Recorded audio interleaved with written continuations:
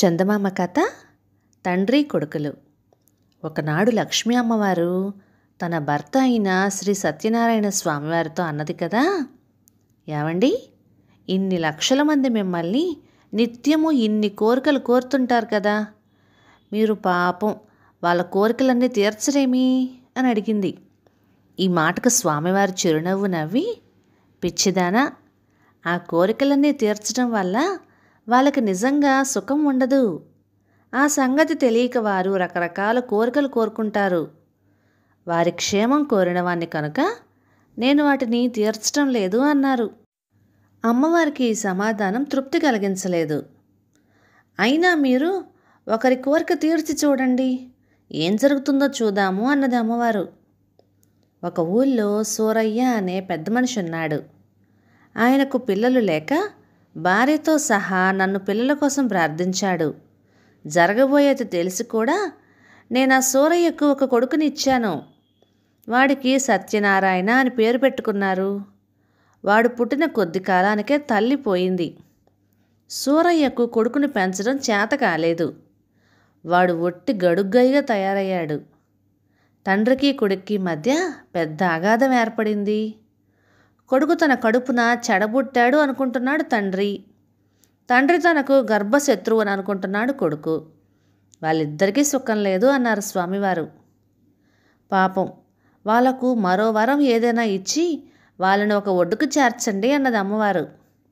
అమ్మవారి మాట తీసేయలేక స్వామివారు సరేనని ఒప్పుకున్నారు. ఆ రోజు సత్యనారాయణ బడి ఎగ్గొట్టి మధ్యాహ్నం వేళకి ఇంటికి వచ్చాడు. అప్పుడే వచ్చామేమిట్రా అన్నాడు తండ్రి. నాకు కడుపులో నొప్పిగా ఉంది అన్నాడు కొడుకు. వంటలక్క గారెలు ఆవడలు చేసింది. అవి తినే గీత నీకు లేదు, పోయి గదిలో పడుకోపో అని సూరయ్య సత్యాన్ని గదిలోకి నెట్టి బయట గుల్లం పెట్టాడు. గది లోపల సత్యము, గది యువతల సూరయ్య కూడా ఆలోచనల్లో పడ్డారు. చిన్నతనం ఎంత సుఖమైనది! బడికి వెళ్ళటము, పాఠాలు చదువుకోవటము, హాయిగా ఇంత తిని తిరగటము ఎంత ఆనందంగా ఉంటుంది. ఇల్లు వాకిలి డబ్బు దశకం అంటూ విచారమే లేదు. అజీర్తి బాధ లేదు. నా కొడుకు ఒట్టి రాలుగాయ అయినాడు కానీ నేనే వాడి ఈడివాడినైతేనా ఎంత చక్కగా బడికిపోదును అనుకున్నాడు సూరయ్య. గదిలో సత్యం కూడా తన ధోరణిలో తాను ఈ విధంగా అనుకోసాగాడు. వెదవ బడి, వెదవ చదువు, వెదవ పాఠాలు, ప్రతిదానికి పెద్దవాళ్ళ నిర్బంధమే. వాళ్ళని కోప్పడే వాళ్ళే లేరు. వాళ్ళు కావలసినన్ని గారెలు ఆవడలు తినొచ్చు, బల్లోకి పోనక్కర్లేదు, ఎక్కడికి పడితే అక్కడికి పోవచ్చు. నేనే మా నాన్నల్లే పెద్దవాడినైతేనా అని అనుకోసాగాడు సత్యం.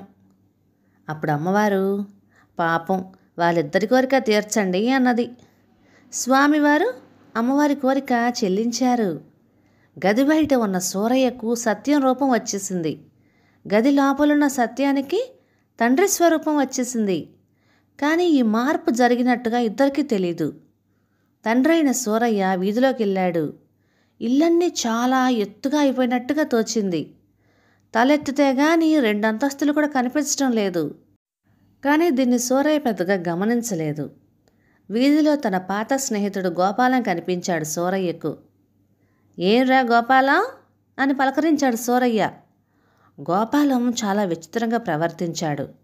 మామూలుగా సమాధానం చెప్పటానికి బదులుగా కళ్ళెర్ర చూసి, ఓరిపిడుగా, అంత పొగరెక్కిందేవరా నీకు, ఉండు మీ నాన్నతో చెప్పి తాట ఒలిపించేస్తాను అంటూ కర్రెత్తి భయంకరంగా మీదకొచ్చాడు గోపాలం. సూరయ్యకు భయం వేసి పరిగెత్తాడు. అంత వేగంగా పరిగెత్తగలిగినందుకు తనకే ఆశ్చర్యం వేసింది. చిన్నతనంలో ఎప్పుడు పరిగెత్తాడో ఏమో కానీ ఇటీవల సూరయ్య గబగబా నడిచిన పాపాను కూడా పోలేదు. ఎందుచేతనంటే శరీరం అంతో ఇంతో లావెక్కింది, ఉదరం కూడా తన్నుకొచ్చింది. తనకన్నా సన్నగా ఉండే గోపాలం తనతో పరిగెత్తలేకపోవటం చూసి ఆశ్చర్యపడ్డాడు సూరయ్య. ఈయన పరిగెత్తడం మానేసి ఆగి, ఎందుకు నేను ఇట్లా పరిగెడుతున్నాను, గోపాలం నన్ను కొట్టడానికి వచ్చాడేమిటి, నేను పారిపోవడం ఏమిటి అనుకుంటూ ఆయన విరగబడి నవ్వసాగాడు.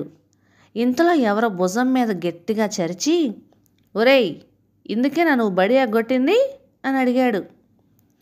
సూరయ్య ఉలిక్కిపడి చూస్తే 7-8 ఏళ్ల కుర్రకుంక తన మొహంలోకి చూసి కొంటెగా నవ్వుతున్నాడు. వాడి మొహం చూడగానే సూరయ్యకు మండిపోయింది. మీద చేయి తీస్తావా, మక్కలిరగదన్నమంటావా? ఎవడ్రా నువ్వు అన్నాడు సూరయ్య. నీకెంత పొగరెక్కిందిరా? ఇవాళ బడి అగేసినందుకు రేపు మాస్టర్ నిన్నేం చేస్తాడో చూడు అంటూ ఆ కుర్రాడు మూతి ముడుచుకుని వెళ్ళిపోయాడు. ముక్కు పచ్చలారిన కుర్రవెదవ తనతో అట్లా మాట్లాడినందుకు సూరయ్యకు ఆశ్చర్యంతో నోట మాట రాలేదు. సూరయ్య నడివీధిలో నిలబడి ఆశ్చర్యపడడానికి వేల లేదు. ఇంటికి కావలసిన సరుకులు వెచ్చాల అంగడిలో కొని ఇంటికి పంపాలి. షావుకారు సుబ్బయ్య దుకాణానికి వెళ్ళి సూరయ్య ఇలా అన్నాడు. ఏం సుబ్బయ్య, ఒక అరబస్తా బియ్యము, 10 సేర్లు కందిపప్పు, 2 ఎత్తులు చింతపండు కావాలి అన్నాడు. దానికేం భాగ్యంలే గాని డబ్బులేయి అని అడిగాడు సుబ్బయ్య. సూరయ్యకి చాలా కోపం వచ్చింది. తనతో సుబ్బయ్య అట్లా మాట్లాడతాడా? అంత కోపంలో కూడా సూరయ్య జేబులు తడుముకుంటే డబ్బు సంచి లేదు. జేబులో విరిగిన సున్నం ముక్క, ట్వైన్ దారము, ముక్కులేని చిన్న పెన్సిలు, ఒక నెమలీక, గుడ్డల తాను మీద చించుకొచ్చిన బొమ్మలు దొరికాయి. ఈసారి సూరయ్య ఆశ్చర్యానికి మేరలేదు. ఏదో మోసం జరిగినట్టుగా స్పష్టమైంది. ఎన్నడూ లేనిది విపరీతమైన ఆకలి కూడా వేస్తుంది. హోటల్కు పోయి తిందామంటే దగ్గర కాని లేదు. హోటల్ దగ్గర నిలబడి లోపల ఉప్మాలు, కారబ్బూంది, రవ్వట్లు తినే వాళ్ళని చూశాడు. ఇంతలో ఆయన దృష్టి హోటల్ వాకిట పెట్టిన అద్దం తలుపు మీద పడింది. అందులో తన ప్రతిబింబం కనిపించింది. కానీ అది తన బొమ్మ కాదు, తన కొడుకుది. మొదట తన కళ్ళను తానే నమ్మలేకపోయాడు. వంగి కాళ్ళకేసి చూసుకున్నాడు. కాళ్ళు చిన్నవిగా ఉన్నాయి. చెప్పులు లేవు. దోవతికి బదులుగా లాగు కనిపించింది. నెత్తి తడువుకున్నాడు. నున్నని బట్టతల ఉండవలసిన చోట మెత్తని జుట్టుంది. మొహం తడువుకున్నాడు. మీసాలు లేవు. గడ్డం నున్నగా ఉంది. కళ్ళకు జోడు లేదు. కానీ దృష్టి చక్కగానే ఆంతుంది. ఇప్పటికి సూరయ్యకు తనలో జరిగిన మార్పు అర్థమైంది. తన కొడుకుగా మారితే తన కొడుకు ఏమైనట్టు? ఈ ప్రశ్న కలగగానే ఆయనకు పట్టరాని భయం వేసింది. ఈలోపుగా సత్యనారాయణ మాట ఏమిటి?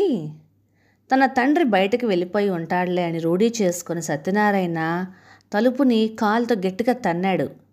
కానీ ఎందుకో చాలా నొప్పి పుట్టింది. ఇంతలో వంటలకు వచ్చి తలుపు గొల్లెను తీసి, ఇదేంటి బాబు, మిమ్మల్ని లోపల పెట్టి తలుపు వేసింది ఎవరు? ఆ సత్యం కుంక కాదు కదా అన్నది.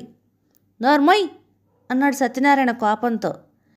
ఎన్నడూ తనని పన్నెత్తు మాట అనని యజమాని నోరుముయ్యమన్నందుకు వంటలక్క చాలా బాధపడింది.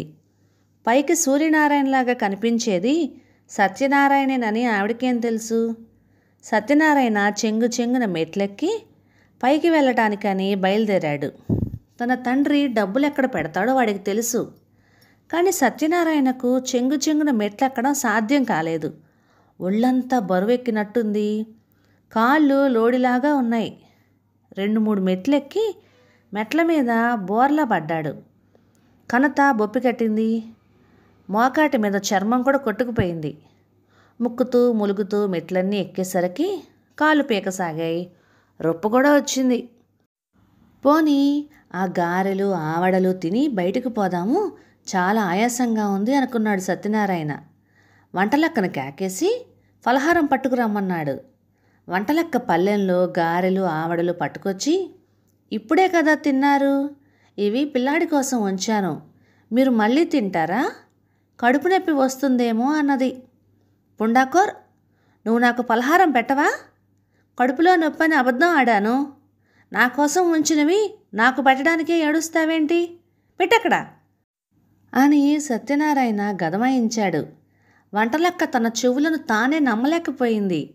తన యజమానికి మతి చెడింది అని అనుమానం వేసి నౌకరుని పంపి వైద్యుడిని రమ్మని కబురు చేసింది. వైద్యుడు రావడం మేలే అయింది. ఎందుచేతనంటే ఆదరా బాదరా ఫలహారం తిని సత్యనారాయణ పక్క మీద పడి పొర్లుగింతలు పెడుతున్నాడు. వైద్యుడు కడుపు నొప్పికి మందిచ్చి రాత్రికి వేసుకోమని బేది మాత్రలు కూడా ఇచ్చి వెళ్ళిపోయాడు.